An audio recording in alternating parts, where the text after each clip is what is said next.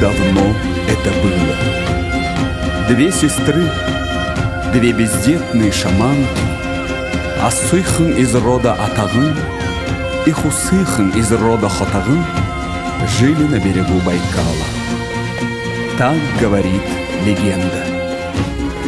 Они взяли на воспитание и вырастили двух сыновей, достойных основателей рода Булагат и рода Эхерит.